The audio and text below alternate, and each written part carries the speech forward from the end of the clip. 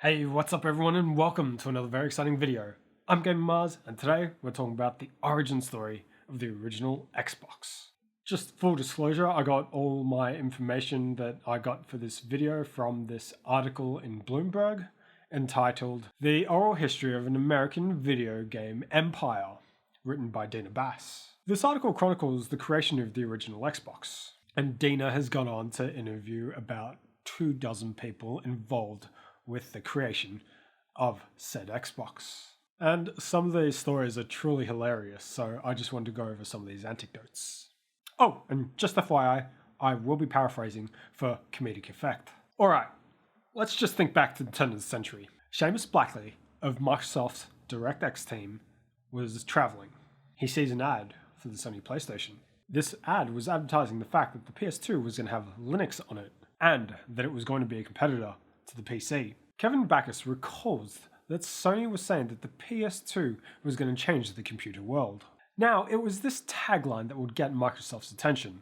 Now, it was around this time when Microsoft held an annual retreat for 47 executives. Rick Thompson, the first head of Microsoft, recalls an exercise where he had to write down a question on a piece of paper. Everyone had a question in front of them, and they had to read this question to various people. Then the moderator would invite you to go to see which idea you want to talk about. By the time this process was done, Rick had 15 people behind him, Bill Gates included. Rick's question was, what if the world's biggest cable company, internet provider, and console maker got together?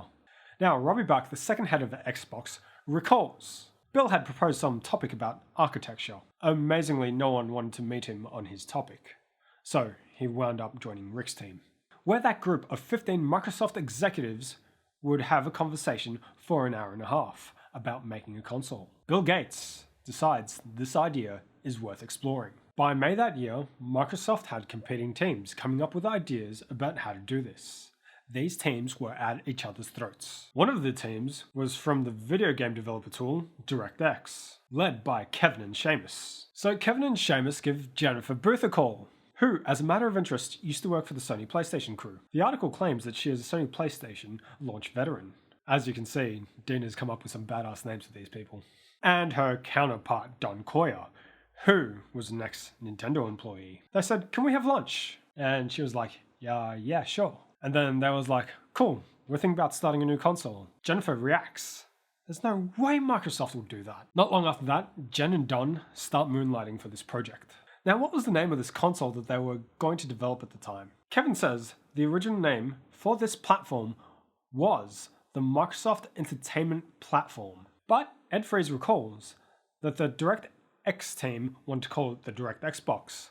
They wound up settling for Xbox for short. Now, the powers that be at Microsoft needed to put someone in charge of this thing. They decided they wanted Rick Thompson to spearhead the project. To which he responded, I'm not big enough for the role. His face actually turned red. I really want to have him down this point. The next day, Steve Ballmer shows up to his office with a baseball bat in hand and literally told Rick that he was going to spearhead the project. Now, Steve Ballmer, the soon-to-be CEO of Microsoft, goes on to claim that he does not recall this interaction, but he does admit it is possible. Rick then talks about his first meeting with Jay Allard, the general manager at the time. Jay was in crutches at the time, and he goes to sit down inside of Rick's office. Jay simply says, I'm your software department, to which Rick responds, who on earth are you? To which Jay responds, you know, Internet Explorer, that was me. Kevin and Seamus believe that Jay was brought onto this project to provide them with adult supervision. I mean, he was right about the internet, he could be right about this too. It soon became apparent that the plan to design a gaming PC and get other companies to build it was not going to work. Michael Dell goes on to say, the problem with the console business is that when Sony announces a price drop, their stock price goes up. When I say I'm reducing the price of the PC, my stock price goes down. Seamus goes on to tell us about what the mood was like around the team that was working around the Xbox at the time. There were people who were working around this thing calling it the coffin box, because they thought if it failed, it would be the end of their careers at Microsoft. Somehow, someone got it in Bill's head that this device would be running Windows as an operating system. It was up to Rick and Jay to tell him that the Xbox was not going to be running Windows. They go on to say, we literally needed towels to wipe all the spit from our faces after the yelling we got. Bill being Bill, he's very angry, and he had every right to be. I mean, he had just been misled. You'd be angry too. But within half an hour, he says, "Yeah, I understand. Now get out of my office, you jerks." The next big event that this article chronicles was known as the Valentine's Day Massacre. 9 senior executives gather in a boardroom at 4 p.m. on the 14th of February. They expected it to be a short meeting, and boy were they wrong. You see, Robbie and Steve usually had a pre-meeting ritual. They called it pre-disastering. You see, Robbie and Steve, they'd play basketball before a meeting. And it was during this basketball match where Robbie would tell Steve about all the problems that they have to talk about for the oncoming meeting. So Steve would know ahead of time so he could work out a solution. For whatever reason, this ritual was not conducted before the Valentine's Day Massacre. Bill was running 20 minutes late, and he was pissed. He starts yelling, slamming his hand on the table, and he goes on to say various things that I cannot say on YouTube. Some of the things were along the lines of, "You're screwing up Windows." This is an insult to everything that I've accomplished in this company. It's at this point where everyone just turns to Jay, because Jay, he's good with Bill.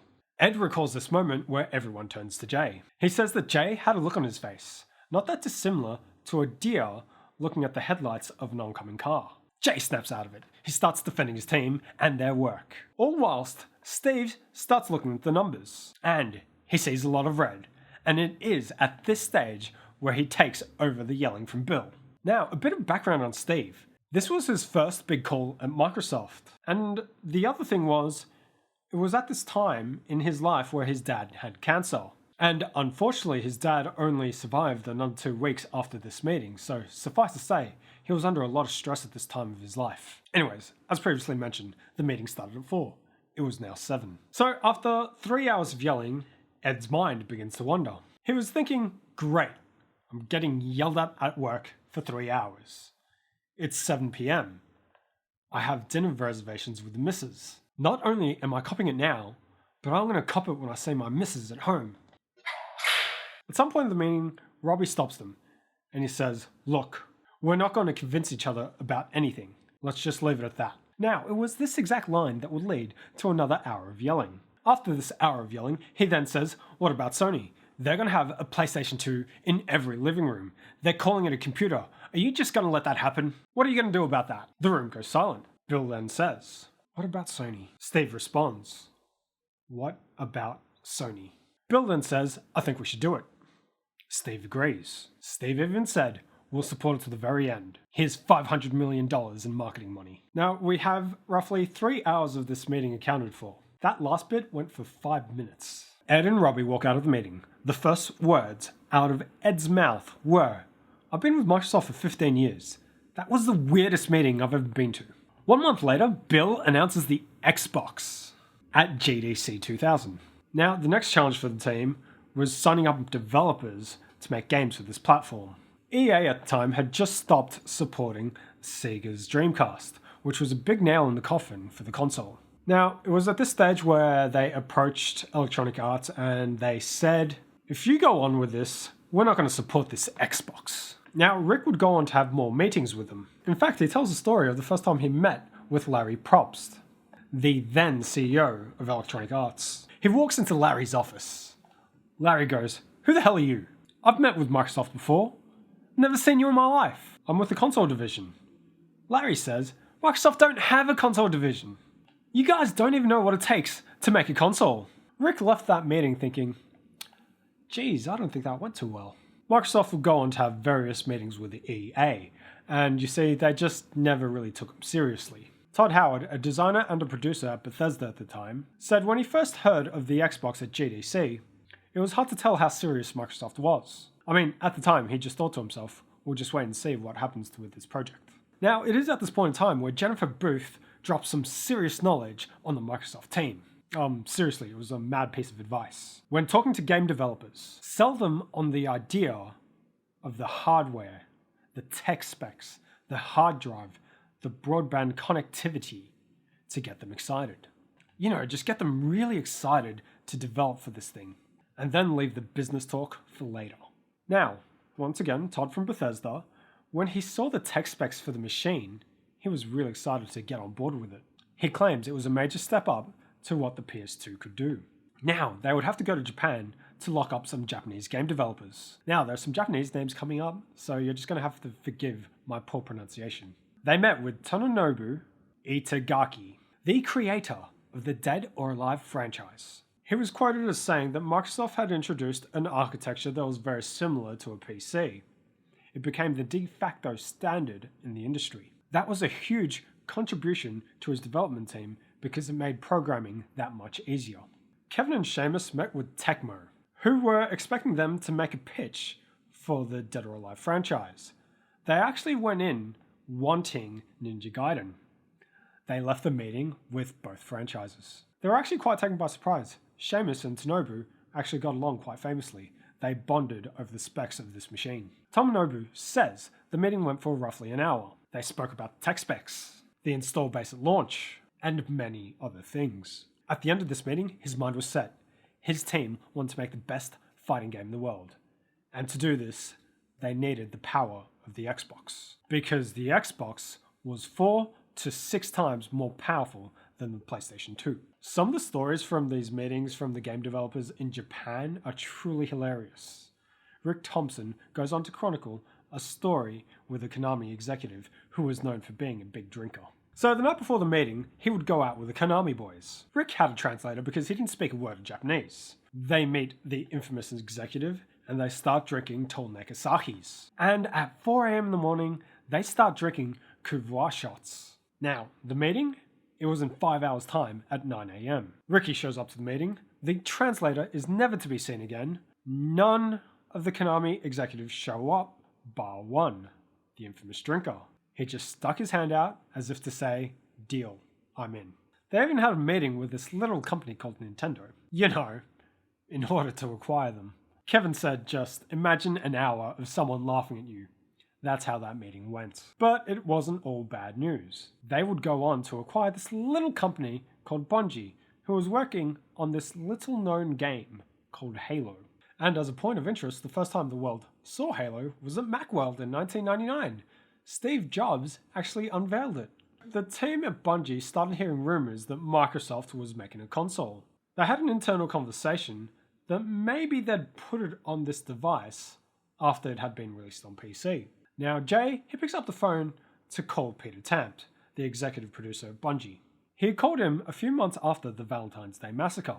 Bungie were having financial problems, and they were looking at acquiring them. But they did have one suitor, a company called Take-Two. Marty O'Donnell, the music producer at Bungie Games, flew in the night before E3 for the first showing of Halo.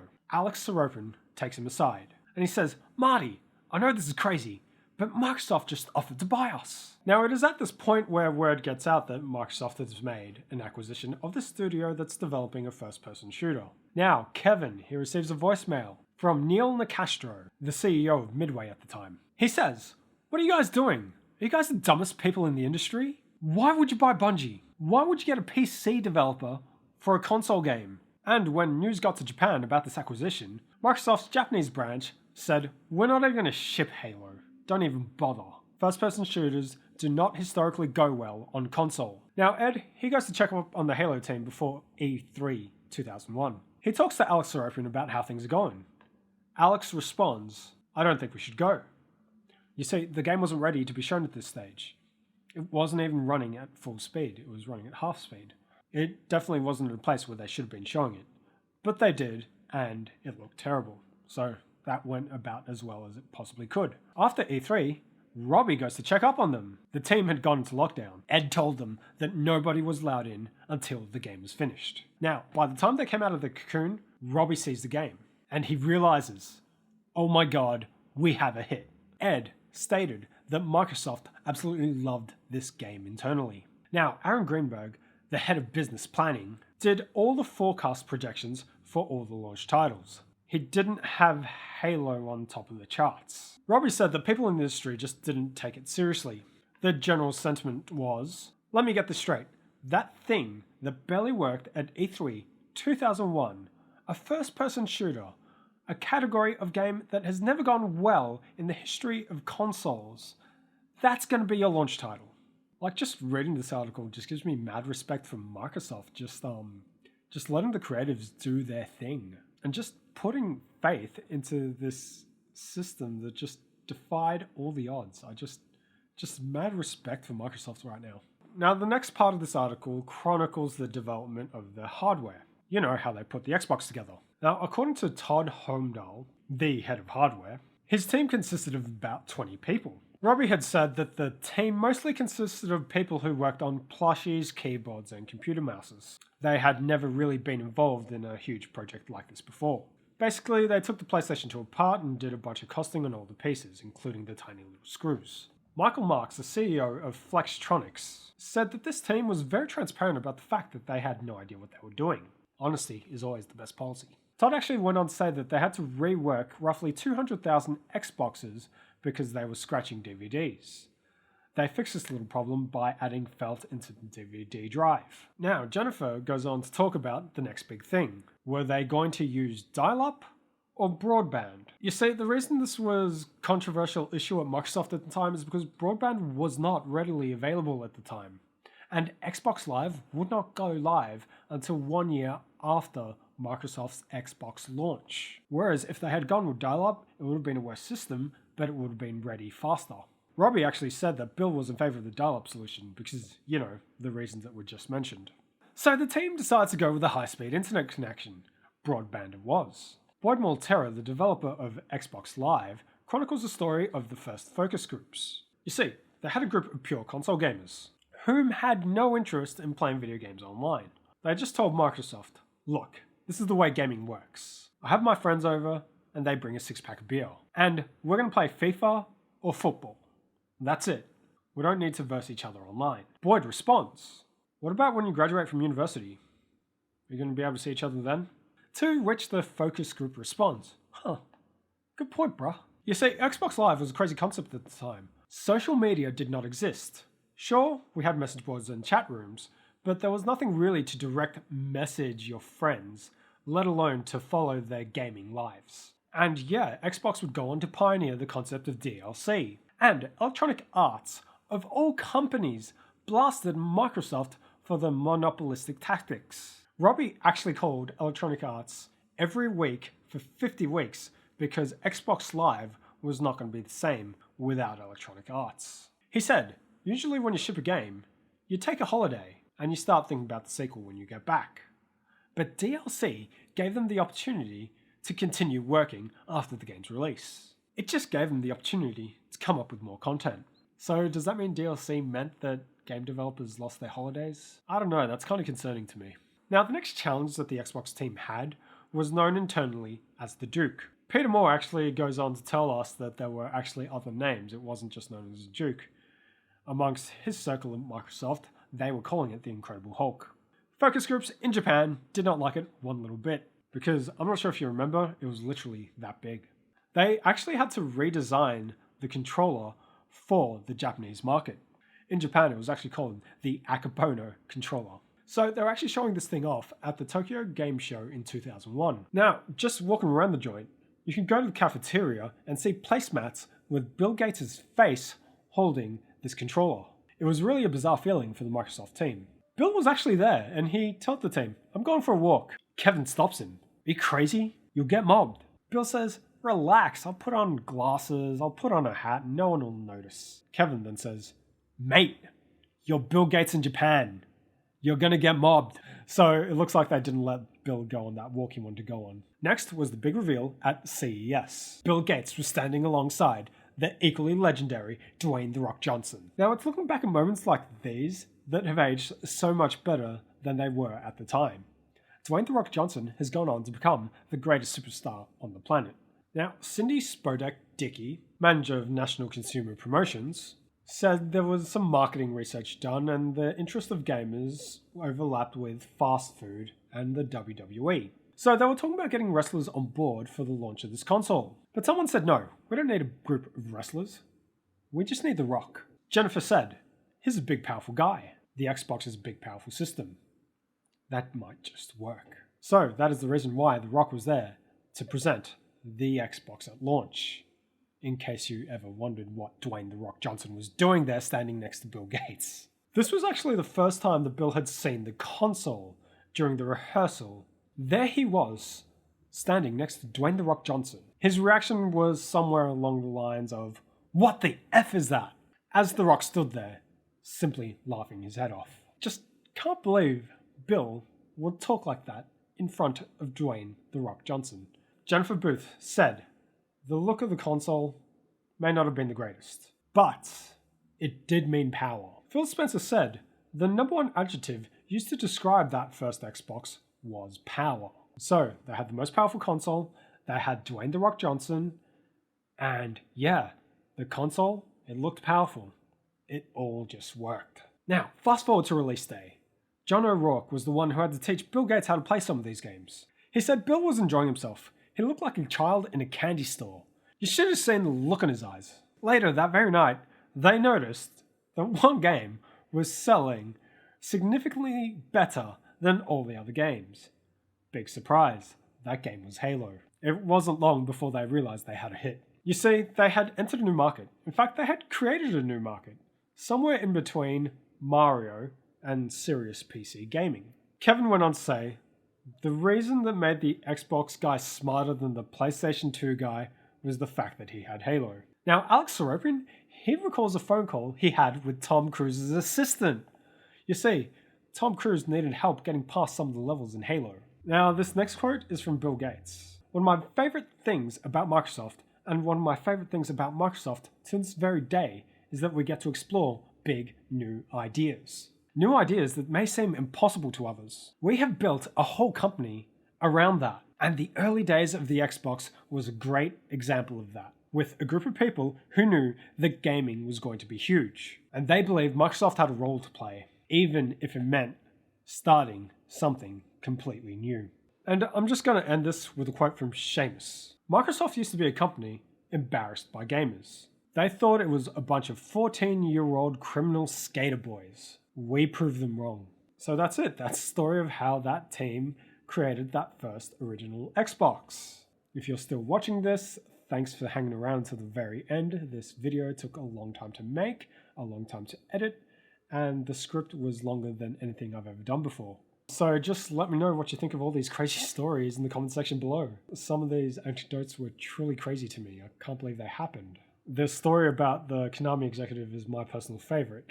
But anyways, that's it from me. See ya.